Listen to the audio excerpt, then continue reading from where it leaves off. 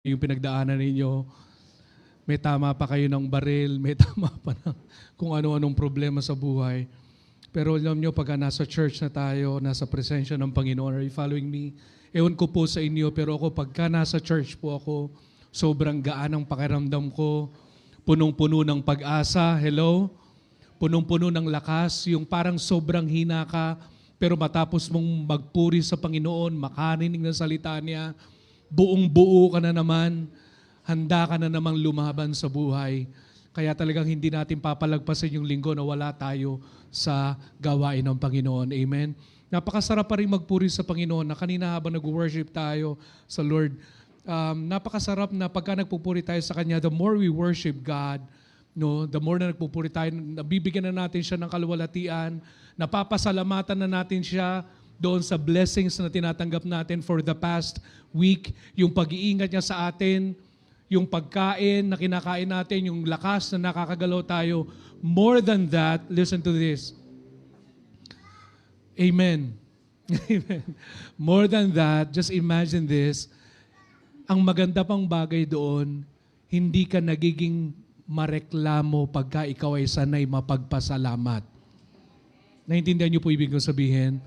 Pagka ikaw lagi ka nagpapasalamat kung anong meron sa harapan mo, kung anong binigay sa iyo ng Panginoon. Thank you, Lord.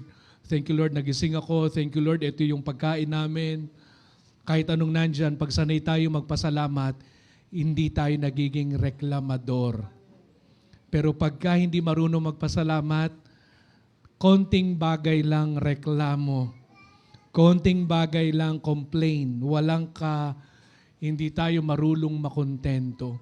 Kaya mas ganda talaga yung attitude natin na magpasalamat tayo sa Panginoon. Kaya pong umagang ito, ang pag-uusap, ang theme po natin for this month ay freedom. Wow! Malaya. Pinalaya tayo ng Panginoon. Sa Kanya nang galing yung ating kalayaan. At ang pag-uusapan natin, very basic, no, na pag-uusapan po natin for today, no, yung paglaya ng Panginoon sa atin. Hindi po, nais ko pong bagitin ito, hindi po ang pinakamalaking problema ng tao ay yung kalusugan. Pagka tayo ay binigyan, for example, ng doktor at sinabi sa atin, mayroon na lang tayong 3 buwan para mabuhay, para ka ng pinagsukluban ng langit at ng lupa. Pag sinabi sa iyo na yung sakit natin ay wala ng gamot, parang period na ng buhay natin, wala na tayong pwedeng gawin. But let me tell you this morning, na hindi po kalusugan, hindi pera. Sino po rito yung sobra-sobra ang pera? Sobra-sobra. Meron po ba? Wala. Mas marami po ba rito yung medyo kulang pa ang pera? Merong pera, parating pa lang. Parating pa lang. Pero hindi pa hawak. Alam ko, marami tayo rito. Alam niyo po, sa mundo na ito, ang tao gumawa ng malaking problema sa kanyang buhay. Tayo rin ang gumawa ng malaking problema. Ito yung panahon na lahat ng galaw natin, kailangan mo ng, parang ayon sabihin na, kailangan mo ng, pagka po ba kayo na masahe, sinasabi niyo po ba, God bless you, pagpalain ka ng Panginoon. Pagka po ba kayo nagpagasolina, sasabihin mo, thank you so much, mahal na mahal ka ni Lord. Baka pukpukin ka po sa ulo nung pinagpagasolinahan mo. Pag bumili ka sa palengke ngayon, hindi ko po alam kung kailan ko'y namalengke, pero sobrang mahal ng bilihin po ngayong panahon na ito. Tama po ba? Bibili ako kahapon sabi ko kay Pastor Efren, bibili ako nung langka na nakabalot, nagdala ko ng 50 pesos. Nung tinanong ko magkano yung langka, 1 kilo, 80 pala. Parang ang tagal ko nang di na malengke. Ang alam ko noon 50 eh. Sabi ko, ito malamang may sobra pa. Bumili ako ng celery, 1 tangkay, 10 piso. Sabi ko, dati yung 20 nito. Anyway, naintindihan po niyo ibig sabihin. Ngayon po ay may gera na nangyayari sa Russia and Ukraine. Hindi po kapayapaan ang problema po natin or kaya kulang ng kapayan. Hindi po gera. Nagkaroon na tayo ng World War I, nagkaroon ng World War II. Pero pakinggan niyo po ito pag World War III, wala na pong matitira sa mundo. Alam niyo po ba ang labanan ngayon ay mga nuclear weapon? Pindot lang po ng daliri, makikita mo na sa langit ang lahat ng hindi mo pa nakitang lumilipad. Pagka mga leaders pa naman, may mga toyo, may topak, nako yung awayan. Di ba? Hindi po rin ho yan ang pinakamatinding problema natin. Global warming, hindi pa rin po yan.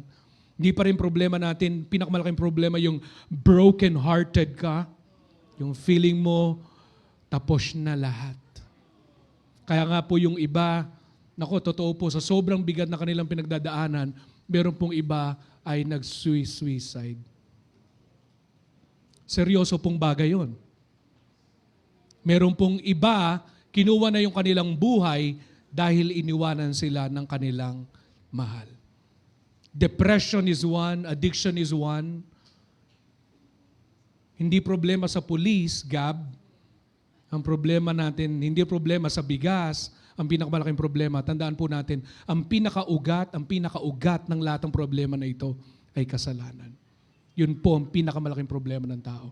Lahat ng problemang iniisip po ninyo, madalas po dyan, ito ay panlupa. Kakainin mo, problema tayo kung paano ka gaganda, paano tatangos ang ilong mo, paano ka babata, paano mawawala yung sakit sa tuhod. Lahat po yan panlupa. Pero ang pinakamatinding problema natin ay spiritual. Meron tayong cancer na hindi pwedeng gamutin. At yun ay spiritual. No, lahat ng ginagawa ng tao ay bunga po yun ng pagkakasala na naitanim po sa atin. Manalangin muna po tayo.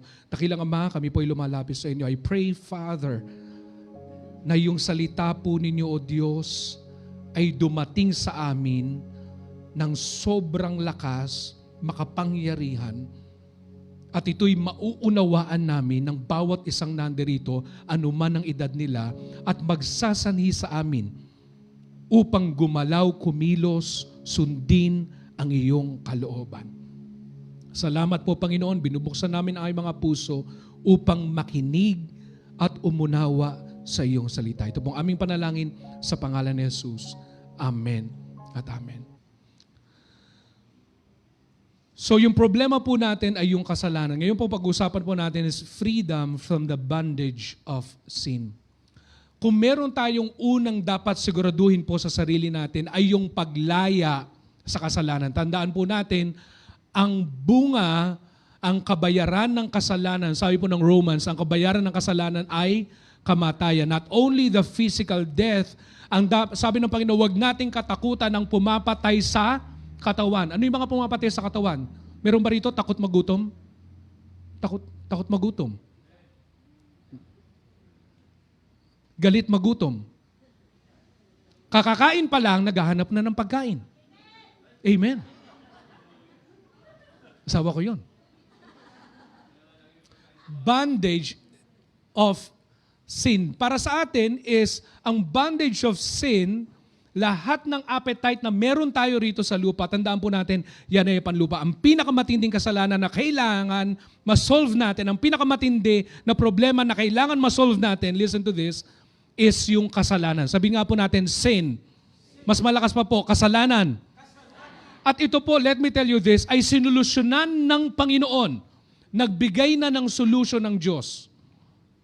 Tayo ang nag-cause ng problema, ang nagbigay ng solusyon ay ang Diyos. Ibinigay niya, gayon na lamang ang pag-ibig ng Diyos sa sanlibutan, kaya ibinigay niya ang kanyang bugtong na anak upang ang sino mang sumampalataya kay Jesus ay hindi na mapapahamak, hindi na mamamatay, kundi magkakaroon ng buhay na walang hanggan. Nung pumarito ang Panginoon, hindi ang kanyang priority ay payamanin ka. Nung dumating si Jesus, hindi na rin yung priority. Papayamanin ko kayo lahat. Mga alagad ko, magiging milyonaryo kayo. Hindi po yun. Sila ang unang ginawa ng Panginoon, niligtas ang tao mula sa kamatayan. Kaya pag kayo po pumupunta tayo sa church, hindi ang unang hiling natin kung paano tayo yumaman. Mali. Misalign sa gusto ng Diyos. Ang gusto ng Diyos, ma-align tayo sa Kanya, maging tama ang puso, naka-align tayo sa Kanya. Kaya kailangan tanggapin. Siguraduhin po ninyo na tayong mga nakaupo rito, inamin natin na tayo'y makasalanan. Inamin natin na kung wala si Jesus, tayo ay pupunta sa impyerno. Binayaran ni Jesus ang kasalanan mo. Letter A, accept Jesus. Accept that you are a sinner. Letter B, kailangan believe that Jesus is the Savior. And then C, commit yourself to Jesus. Naintindihan niyo po yun? Admit, ABC, admit that you are a sinner.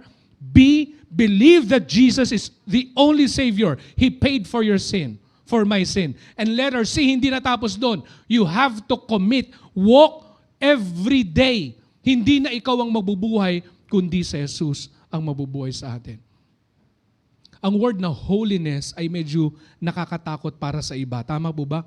Kabanalan. But I would like to discuss this word to you. Ano bang gusto ng Panginoon? Sapagkat what is the opposite of sin?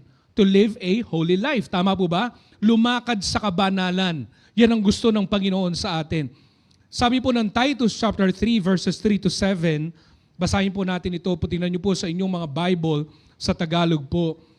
Sabi po rito, noong una, tayo rin mismo ay mga hangal. Sorry for the word. Binabasa ko lang po. Sa English po ay foolish.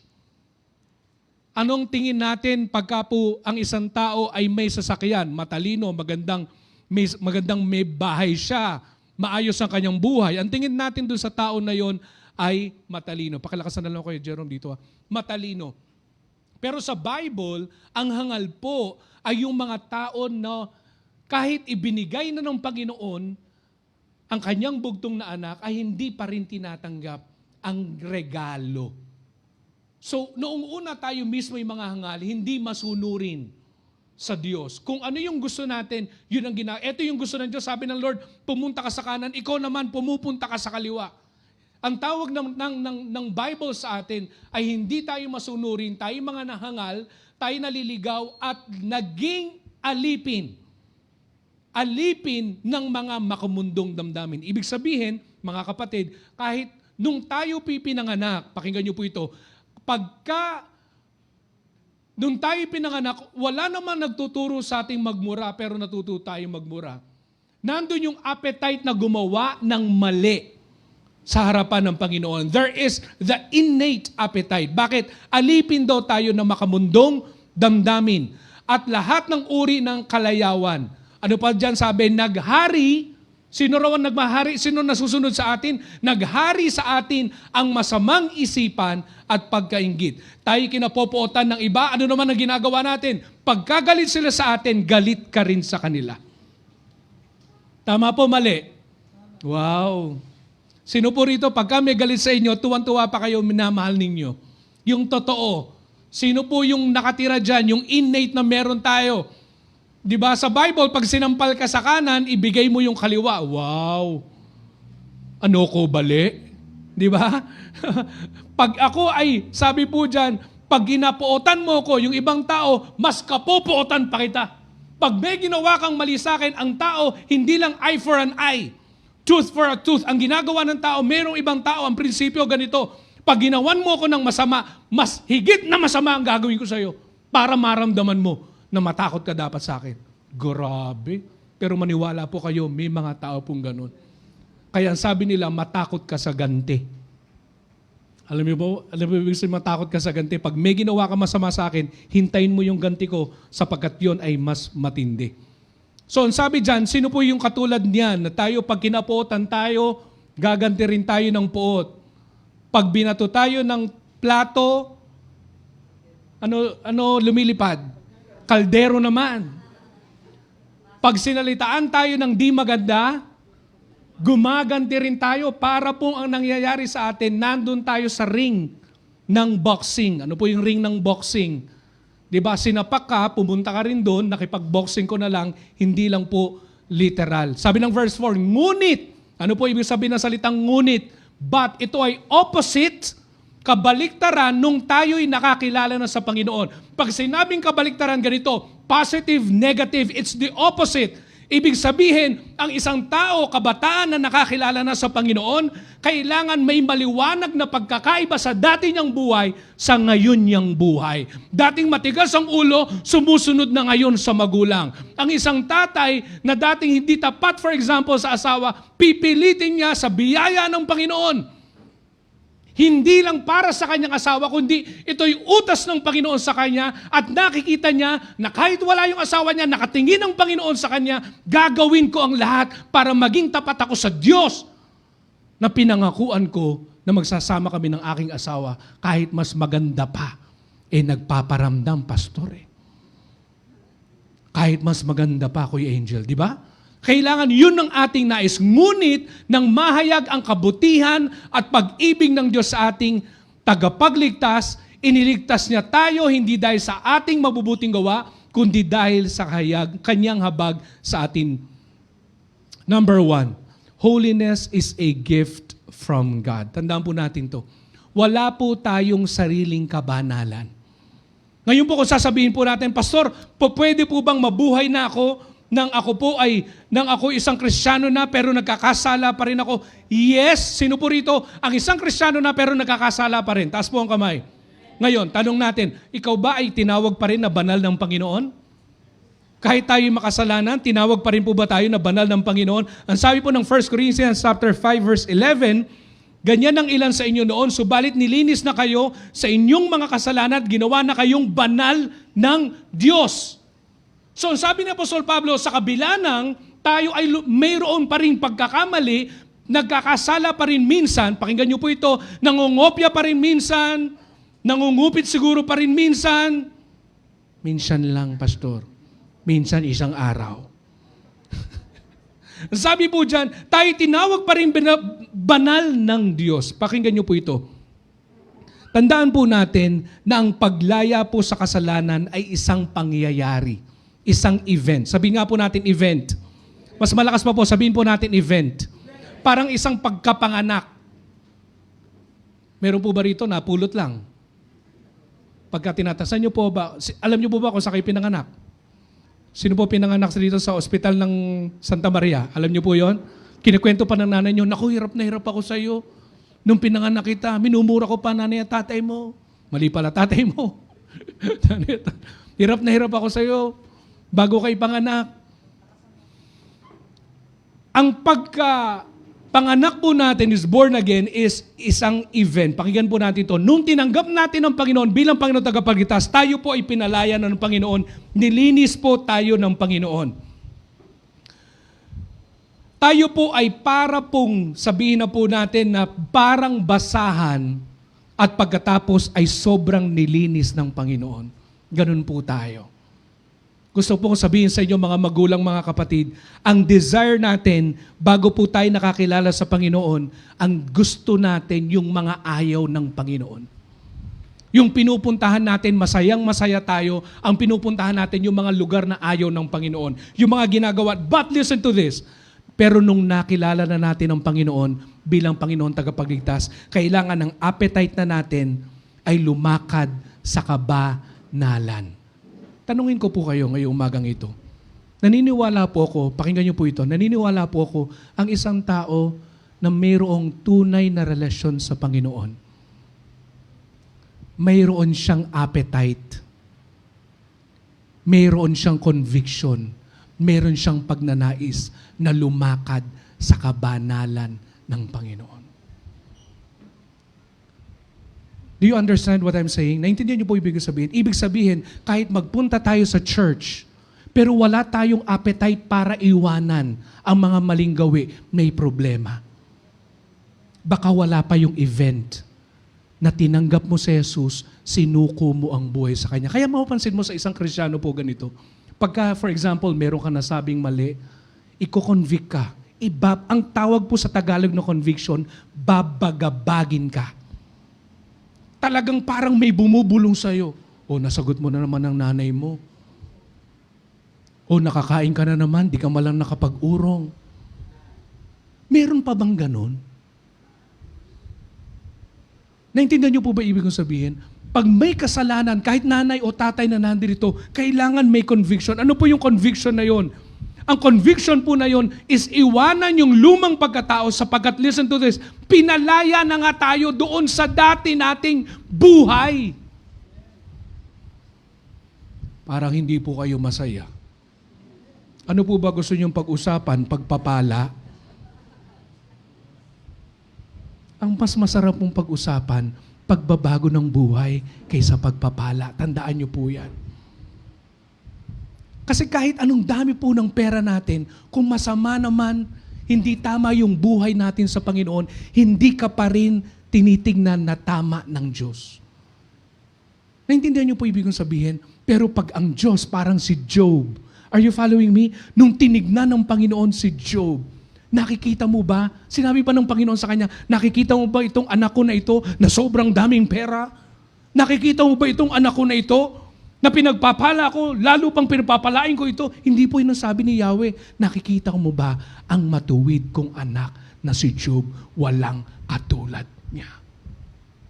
Ang pinagyayabang po ng Panginoon ay ang mga tao na lumalakad ng may katuwiran sa Kanya. Attracted ang Diyos dyan. Ba't walang pumapalakpak?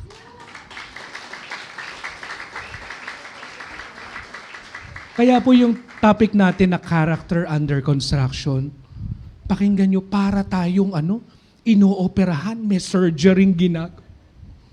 Masakit ba pwede bang mayroong pastor na na mayroong anesthesia, pero ang totoo, pagdating natin sa bahay, pagdating natin, kasama natin sa trabaho natin, inooperahan tayo ng Panginoon. But listen to this, tandaan po natin, lumakad tayo ng may kabanalan sa harap ng Panginoon. Sino po rito nagnanais na lumakad ng may kabanalan? Amen. Palapakan nga po natin ang Panginoon.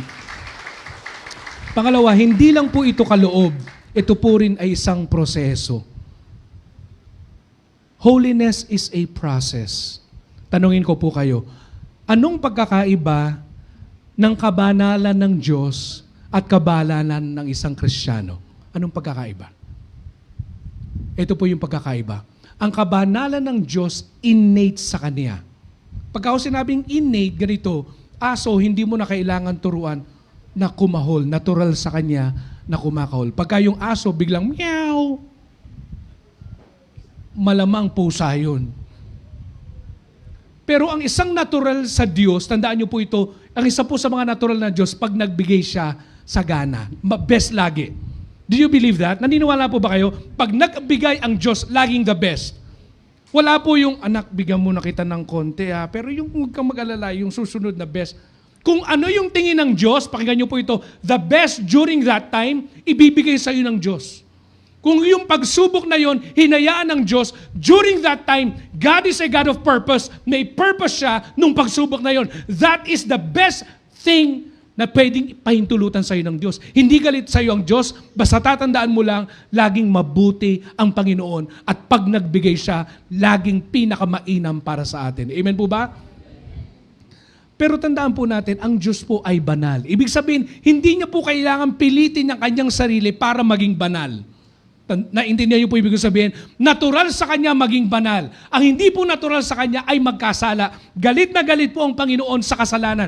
Ayaw po ng Panginoon ng kasalanan. Kaya sa Old Testament, pakinggan niyo po ito, ayaw ng Panginoon, pinili po niyang Israel at binilinan po sila na wag po silang mag-aasawa sa ibang nationality. Bakit? Purity ang gusto ng Panginoon para sa kanila. Ano naman po ang pagkakaiba sa tao? Ang tao po, kung ang Diyos ay mayroong tinatawag na innate holiness, wala siyang effort sa kanya pong pagiging banal, tayo naman po, sa atin po ay proseso. Pag sinabing pong proseso, yung lagi ko pong sinasabi sa inyo, ito ang krus, lakad tayo paabante. Huwag yung ito ang krus, Kristiyano ka na, kung lumakad ka, palayo. Naintindihan niyo po ibig kong sabihin? Sino po rito ang lakad natin kahit mahirap? Kahit may mga pagsubok? Kailangan ang lakad ninyo, desidido kayo ang lakad natin ay paharap sa Panginoon. Sabi po ng 1 Peter chapter 1, verse 14 to 16, bilang masunuring mga anak, huwag kayong umayon sa masasamang pagnanasa. tulad ng ginagawa ninyo noong kayo'y wala pang tunay na pagkaunawa. Dahil ang Diyos ay pumili sa inyo ay, ano raw po dyan ay? Banal. Dapat din kayong magpakabanal sa lahat ng inyong, sa ilan daw ba? Sa ilan? Sa lahat ng ating ginagawa. Ang appetite po ng isang Kristiyano, pakinggan po natin, ay hindi lang po tayo yung maligtas. Hindi lang yung magkaroon tayo ng kabanalan ng Diyos. Hindi lang yung sinabi, you are righteous, malinis ka na. Ang appetite din ng isang mananampalataya ay lumakad po tayo ng may kabanalan sa Diyos. Alam niyo po ba na ang bilis at bagal ng isang pananampalatayang paglago ng isang tao ay hindi nakadepende lang kay pastor at hindi nakadepende sa Diyos. Ang madalas na nakadepende ng bilis o bagal ng isang tao ay nasa tao mismo. Ang pinakamatinding kalaban ng tao ay hindi si Satanas at hindi rin kaibigan. Ang pinakamatinding kalaban po natin ay sarili natin. Kaya pagka hindi po tayo, for example, nagbabago, pagka may challenges po tayo sa buhay, huwag po natin laging isisi ito dahil kay Satanas, dahil sa ibang tao. Madalas ang totoo, ang may problema, hindi asawa mo, hindi ibang tao, ang madalas may problema, ako. Tayo. Pagka po tayo ay tama sa harap ng Panginoon, naniniwala po ako, itatama po ng Lord ang lahat ng nangyayari sa buhay po natin. Amen po ba? Palakpakan nga po natin ang Panginoon. Panguli po sa lahat, the secret to life, to holy life is grace. Sino po rito ngayon nagnanais ang prayer po natin, Lord, gusto kong lumakad sa kalooban mo. Amen? Ang ibig sabihin po nun, nang lumakad sa kalooban mo, kung ano ang gusto ng Diyos, yun ang gagawin natin. Ang ibig sabihin nun, your kingdom come, your will be done. Di ba yun naman ang laging pinagpe-pray natin? Ama namin, sumasalangit ka, sambahin ang pangalan mo dito sa lupa, gaya na sa langit. Sundin ang loob mo, di ba? Kailangan masunod ang kalooban ng Panginoon. Kung ano yung kalooban ng Diyos sa langit, siya ay banal, may kabanalan. Kailangan ang buhay ko na ito ay lumakad ng may kabanalan. Panghuli po sa lahat, the secret to life, holy life, is grace. Kuminsan po iniisip ko ganito, kuminsan nakaka-frustrate. Hindi ko po alam sa inyo, kuminsan nakaka-frustrate po kayo bilang isang Kristiyano. Ano po ibig ko sa nakaka-frustrate? Yung ayaw mo nang laging mainit ang ulo mo, pagkatapos biglang nainit pa rin yung ulo mo. Lumalayo ka sa kasalanan, pero parang may demonyo sa iyo. Yung pinipilit mo lumakad sa katuwiran ng Diyos, tsaka pa may mga tao na manunukso sa iyo, nunodyo sa iyo. Gusto mo nang bumait, pero alam na alam nyo. Sabi ko, sa mga kabataan, di ba? Kung minsan, gustong-gusto mo tumulong sa nanay mo, mahal na mahal mo na. Sino rito mga kabataan, nagmamahal sa magulang? Taas ang kamay. Amen. Totoo, nagmamahal sa magulang. May kasamang sigaw. Pero ayaw mag-urong sa bahay, tinatamad. Say amen. Oh, yan, di ba? Pero mahal nyo magulang nyo, di ba? Totoo naman, di ba? Sino ulit ang mahal ng magulang? Say amen. Pero nakakatamad magwalis minsan. Say amen. Nakakatamad magluto. Mas masarap mag-cellphone.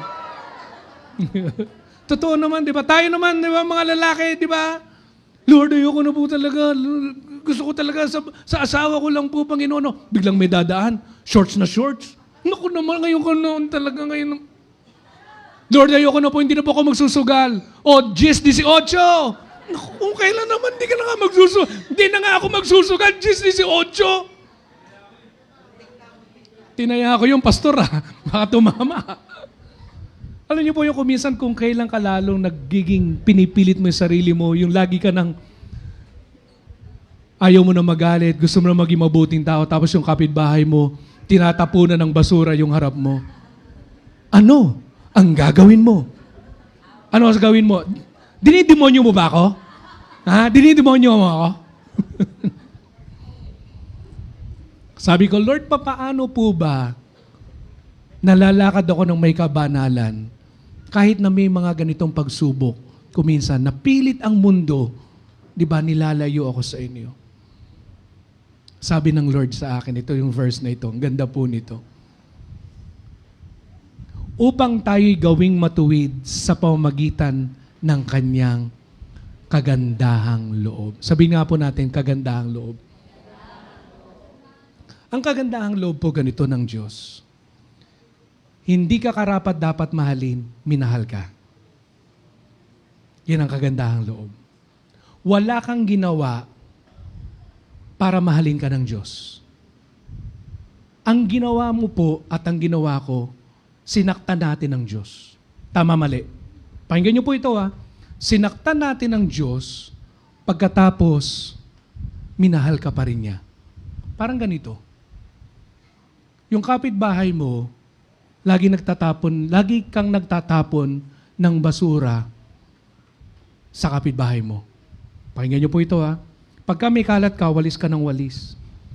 Pero yung dumi, may CCTV. Kaya kitang-kita ka ngayon. Tapos isang araw, nasunog yung bahay mo. Ang daming bahay ang masusunog sa iyo pa. Yung kapitbahay mo nagtatrabaho sa bumbero.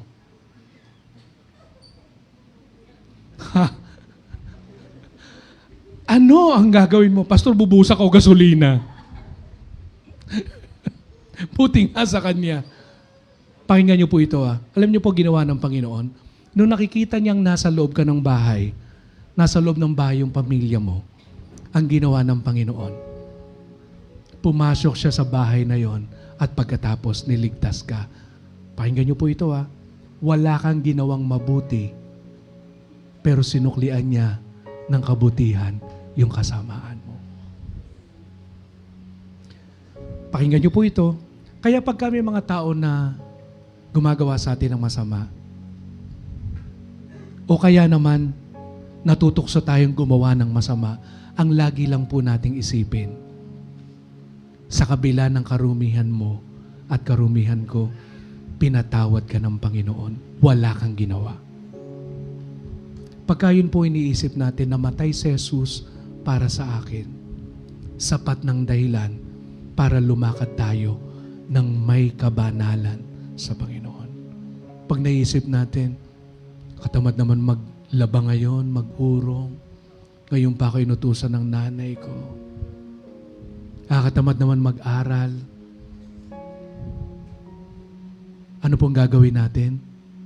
Lord, kung papaano mo ko minahal, gagawin ko ito hindi para sa nanay ko, hindi para sa boss ko, hindi para sa asawa ko.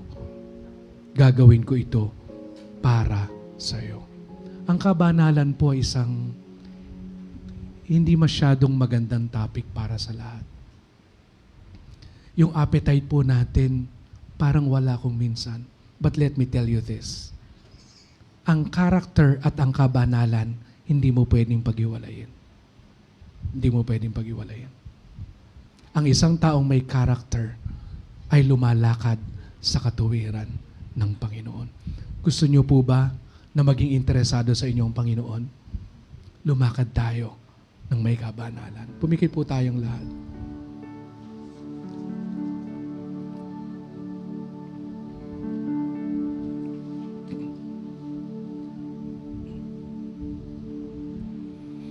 Sinusuko po namin sa inyo, Panginoon,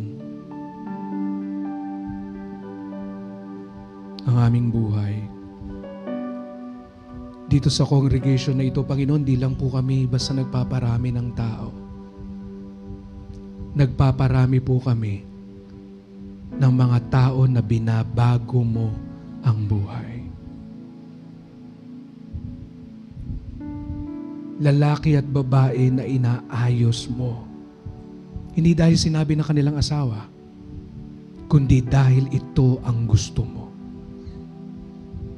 Mga kabataan na magiging masunurin sa iyo, hindi dahil sa sinabi ng magulang, kundi dahil ito ang gusto mo sa kanila. Mga empleyado na gagawin ang pinakamabuti, hindi dahil para sa kanilang amo, kundi ito ang gusto mo. Bigyan mo kami ng appetite, Panginoon. Bigyan mo kami ng malalim na conviction, malalim na desire. I pray, Holy Spirit, na ngayong oras po na ito, Panginoon, magtanim ka ng kapangyarihan mo sa aming mga puso. Mga lalaki, Panginoon, na magiging tapat sa aming mga asawa. Mga babae na magiging tapat sa aming mga asawa, sa kanilang mga asawa, Panginoon. Mga lalaki, Panginoon, na magiging desire, O Diyos, na i-lead, Panginoon, ang aming pamilya sa pagsunod po, Panginoon, sa inyo. Mga kabataan na hindi lamang basta sumusunod sa agos ng mundong ito, Panginoon, kundi tatayo kung ano ang tama